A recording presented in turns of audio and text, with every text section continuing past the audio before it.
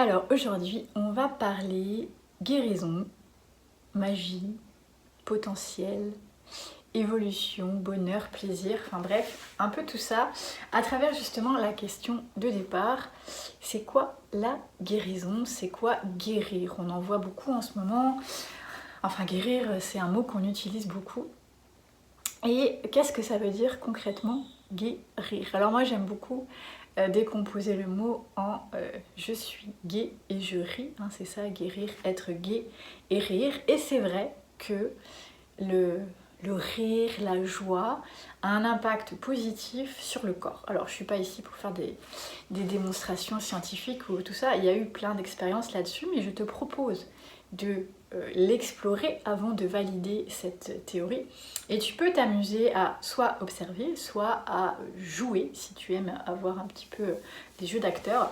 Mais sinon, observe-toi dans la vie de tous les jours, ou joue le jeu, quand tu es triste, ou quand on est morose, ou on est un peu plus déprimé, ou quand il y a un conflit, ou qu'on est en colère, d'observer ce que ça fait sur son corps.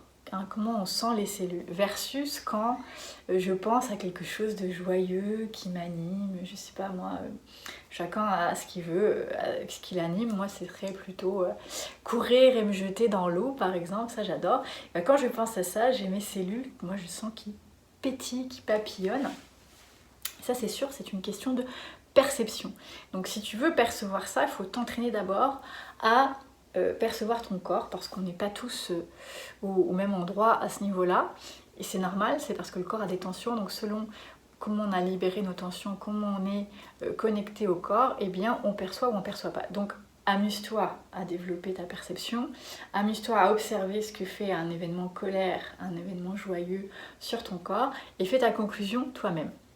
Je vais te donner un exemple que moi j'ai observé, puisque toute ma vie c'est un petit peu ça, c'est que je vis des choses qui me permettent de comprendre et après de rejoindre des théories qui existaient. Et donc j'ai observé que quand je traverse des passages, que ce soit conscient ou inconscient, que je contrôle ou que je ne contrôle pas, par exemple, si j'ai des pensées négatives, on va dire, oh, des pensées négatives, ça existe, ça arrive, et des fois, en conscience, je les accueille, d'ailleurs c'est souvent ce que je fais, je les laisse être là, pas pour m'y complaire, mais pour les observer, pour voir où elles vont m'emmener. Mais quand elles sont là, j'observe que dans les 24 heures qui suivent, j'ai une toux qui se déclenche et j'ai du mucus qui sort au niveau pulmonaire. Et ça a été à chaque fois.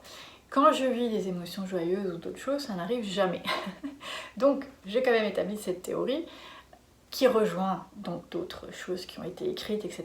par plein de personnes, que quand on vit des émotions négatives, de la colère, etc., ou quand on a des mots négatifs envers soi, on toxifie le corps et d'une manière ou d'une autre, il va l'évacuer après par quelque chose. Donc ça peut être du mucus, ça peut être mouché par le nez, ça peut être au niveau intestinal aussi, ça peut prendre plein de formes, ça peut être les boutons, bref, mais ce qui m'a le plus marqué quand j'ai quelque chose qui m'affecte profondément et que je vis une période vraiment intense, on est sur la partie pulmonaire. Et ce qui fait du sens, puisqu'on est sur les frustrations, sur la tristesse, sur la culpabilité. En médecine chinoise, c'est l'énergie du poumon, c'est relié au thymus, donc au système immunitaire, à la protection, à la capacité à se défendre.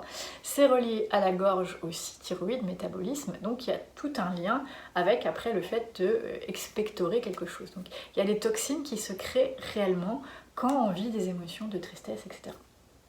Donc ça c'est un premier constat. Donc si on veut guérir, la première étape, je dirais, c'est d'aller chercher de la joie, de l'amusement. Alors des fois, c'est pas facile, j'avoue que des fois, c'est des fois un petit peu dur. Je répète beaucoup le mot des fois, mais je conçois que quand on est au fond du trou, c'est pas évident. On n'a peut-être même pas envie d'ailleurs de rire.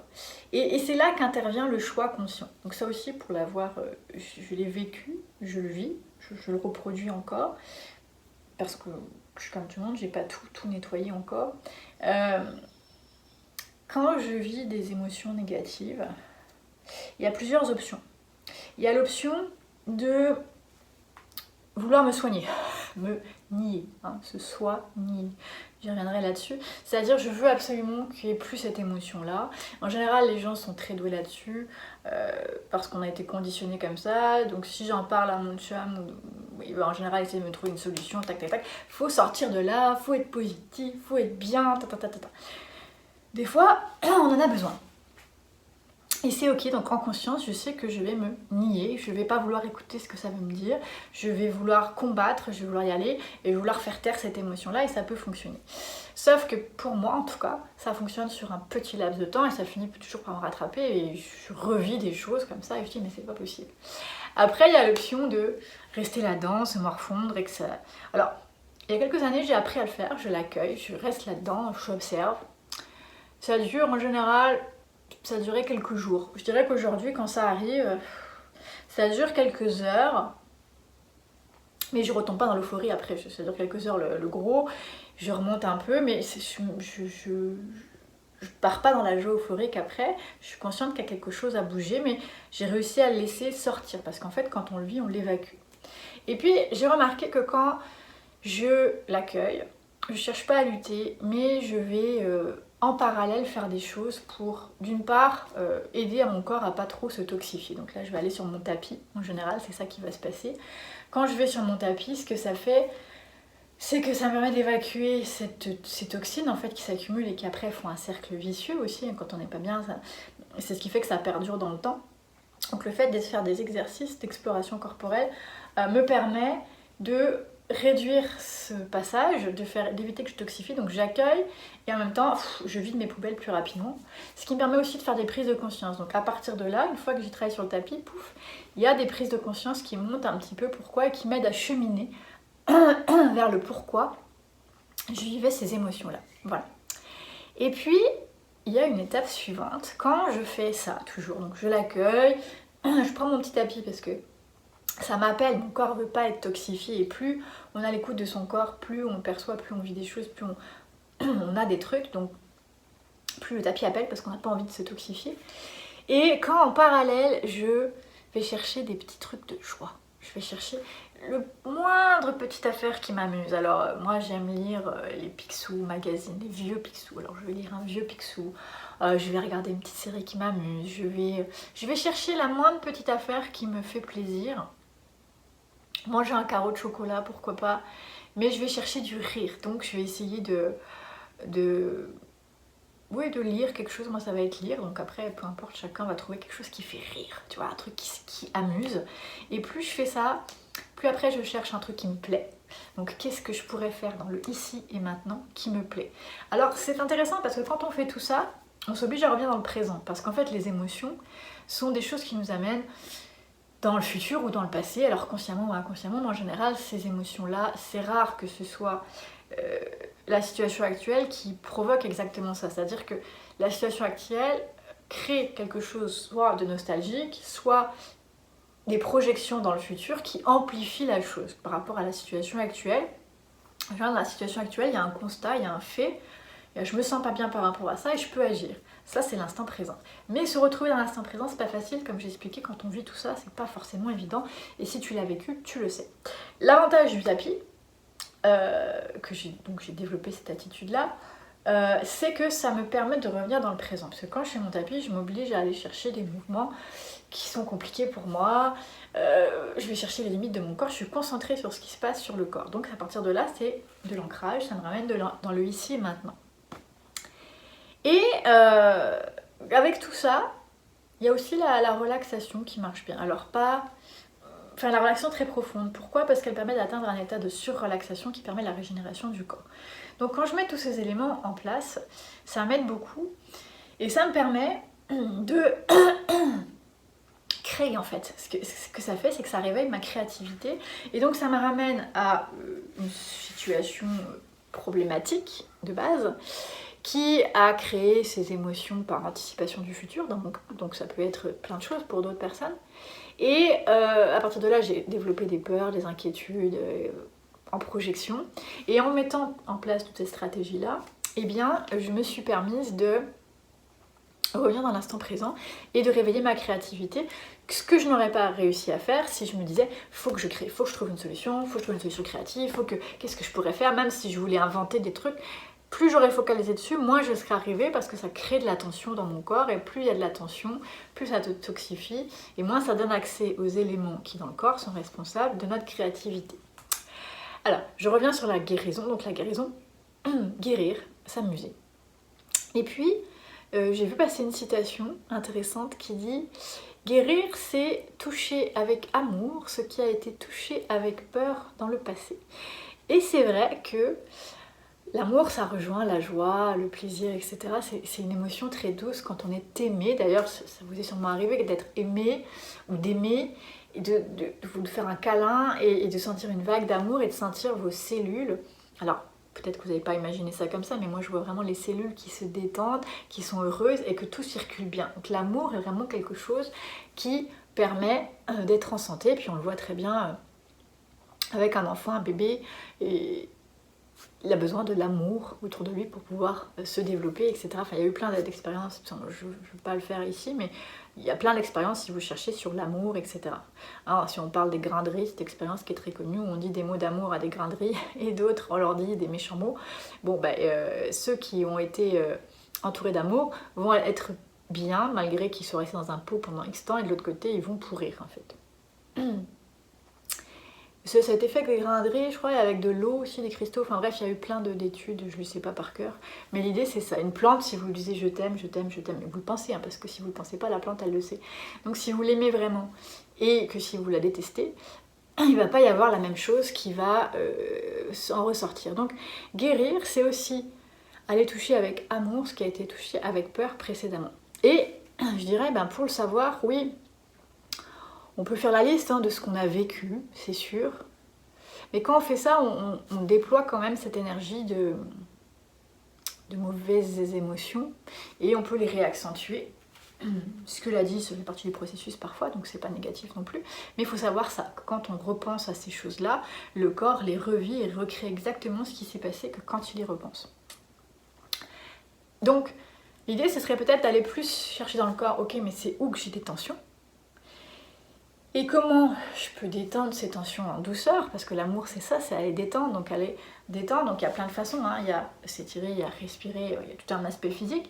Et après, c'est aller identifier les tensions, où elles sont situées et à quel organe elles sont reliées. Et finalement, quelle partie de ma vie nécessite que je mette de l'amour ? Donc, est-ce que c'est une partie physique de mon corps qu'il faut que j'aille aimer ? Est-ce que c'est dans mes émotions qui me ramène à quelqu'un, une situation qu'il faudrait que j'aille mettre de l'amour là-dedans, ou est-ce que c'est plus loin que ça, c'est dans ma façon de voir la vie, est-ce qu'il y a des choses où ça coince un peu et on pourrait y mettre un peu plus d'amour. Et à partir de là, il y a une stratégie à se mettre en place, on utilise toute une batterie de choses et c'est ça qui amène à la guérison. Alors vous allez me dire, il faut faire tout ça. On peut pas juste rien faire et aller voir un thérapeute et puis que ça passe. J'en suis arrivée à la conclusion que pas forcément. Donc ça va aider sur du court terme, ça va faire avancer un peu le schmilblick comme on dit, mais si on a l'appel de vouloir aller à la racine des choses, qui est mon cas, de vouloir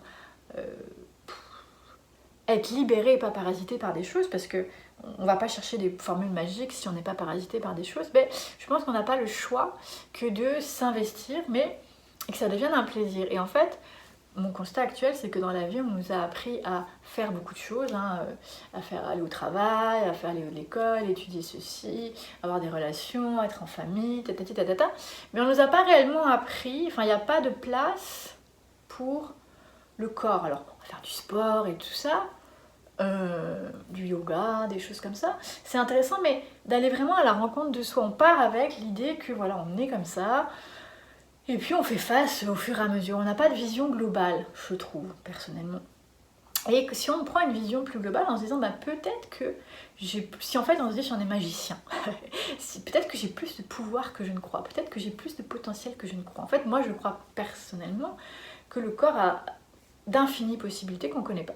Et donc à partir de ce moment-là, peut-être que dans sa vie on peut mettre la place à aller explorer, que l'exploration fasse partie intégrante du cheminement et non pas un objectif à atteindre, pour découvrir plein de choses au passage et en fait se réaliser comme ça. Je sais pas si je m'exprime bien. Je prends souvent l'exemple de l'écrivain qui veut écrire un livre et il faut que j'écrive un livre. Bon, souvent il aura le syndrome de la page blanche, que quand je dis s'il vit sa vie, à partir de là l'histoire se crée. Alors, vivre sa vie justement, c'est quoi? Est-ce que c'est vivre ce qu'on nous a présenté, donc je nais, je grandis, etc. Je vais à l'école, j'apprends des choses, j'ai un métier, je vis mon métier, éventuellement je change et j'évolue, j'ai une famille, tatati tatata, et voilà, jusqu'à la fin, j'ai une retraite, et puis à un moment donné, il y a la mort qui arrive.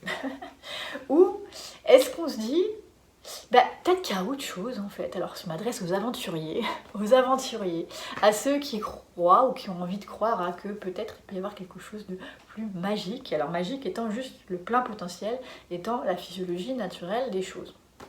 Donc si tu es aventurier, si tu es curieux, peut-être que tu te dis, attends, il y a peut-être une autre façon de faire. Et mon autre postulat, c'est quand j'ai essayé moi de me changer en disant, là j'arrête de faire ça. Je sors des sentiers battus, je m'affirme complètement, je me libère de tous les conditionnements. Bon, soit ça a donné 0, soit ça a donné un petit pas, ce qui est correct, hein. Mais ce que je m'aperçois, c'est qu'à chaque fois, c'est un petit pas, un petit pas, un petit pas, un petit pas. Je me dis, mais écoutons, on peut pas être libéré de tout ça et être soi. Alors, c'est sûr que mon histoire, elle s'écrit, parce que je vis quand même. Mais moi, si je suis honnête avec moi-même, c'est pas le cas de tout le monde, je vis, mais il manque quelque chose. C'est comme, alors c'est ce que c'est de l'insatisfaction, je crois pas, il y a vraiment des blocages que je sens que j'ai pas touché, que j'ai un peu arrangé, puis j'ai un peu créé un environnement qu'il faut que ça passe, mais qui sont quand même toujours là et qui me manquent, voilà, qui me manquent. Et donc à partir de là, je me dis, on va aller travailler autrement. Alors on va pas travailler, on va aller s'amuser autrement, on va essayer de vivre autrement.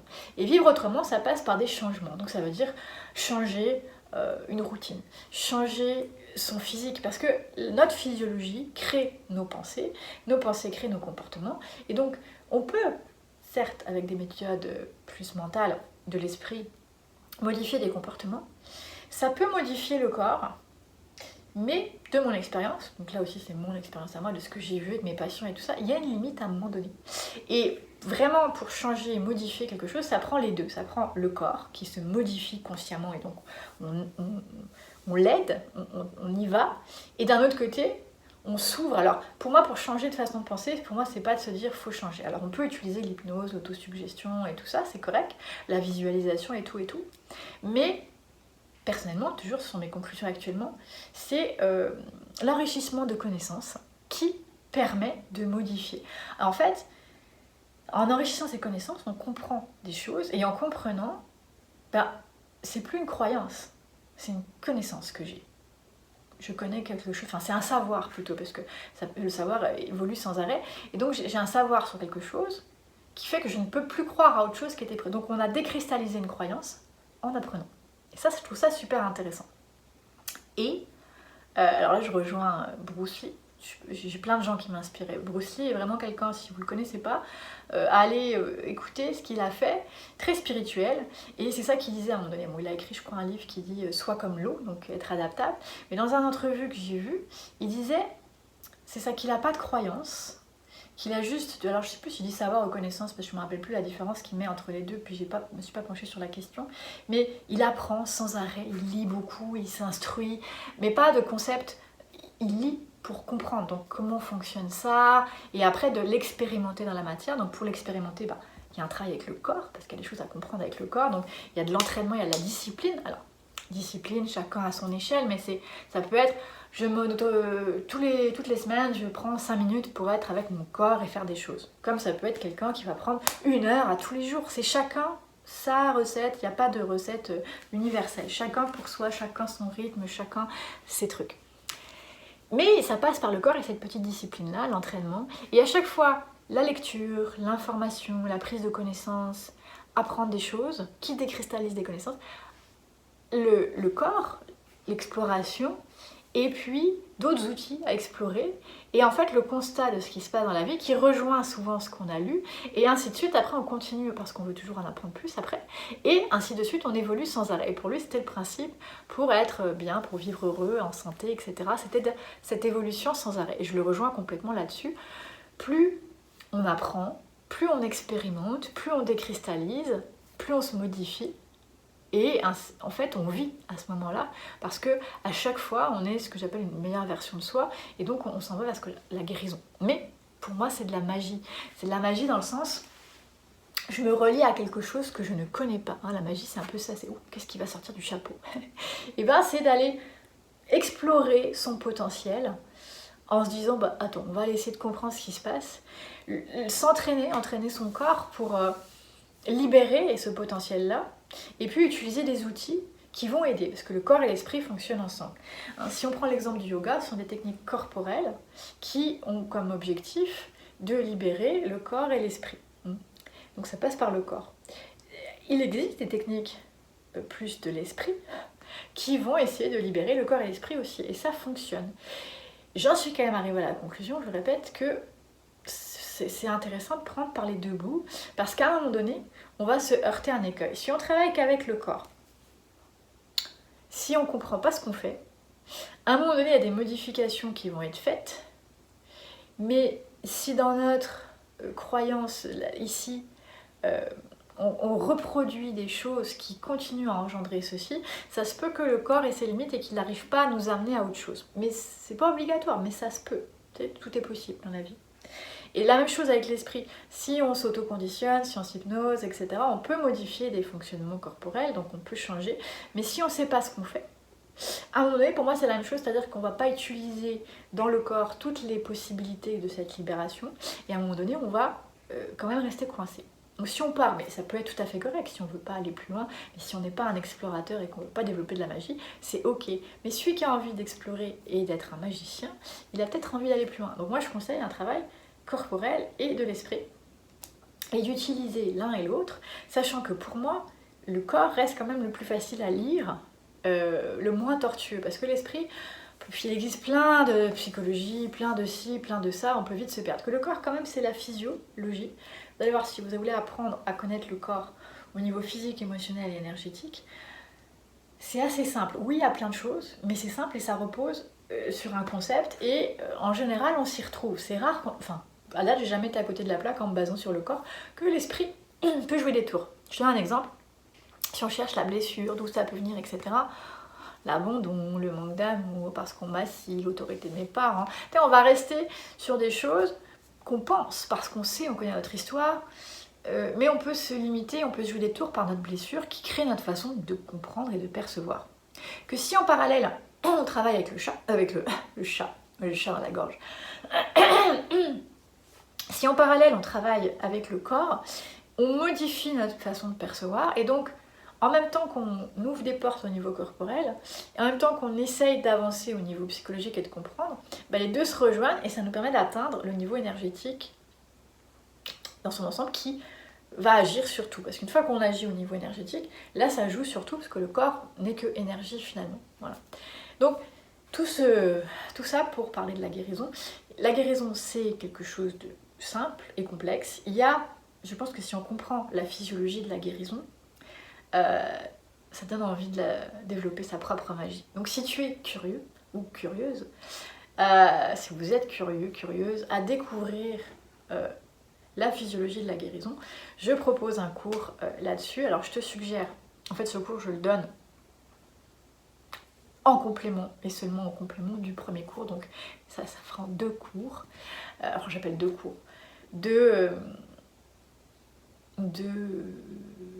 Comment on pourrait dire, deux domaines à explorer au niveau des connaissances que je transmets, qui est d'abord l'anatomie, physiologie, physique, émotionnelle, énergétique. Mais oui, parce que si on veut comprendre la guérison, il faut comprendre comment ça fonctionne, comment corps, esprit et émotion fonctionnent ensemble.